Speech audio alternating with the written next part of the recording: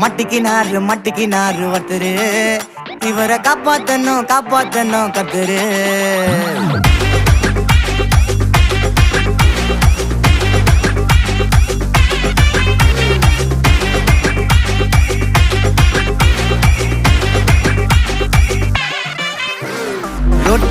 ரொட்டு கடை குருமா, திரும்பி உனக்கு வந்து அச்சுது பாரு கருமா. வாஷிங் பவுடர் நிறுமா, கொஞ்சம் வாய சுவையும் பொத்துக்கிட்டு இருமா.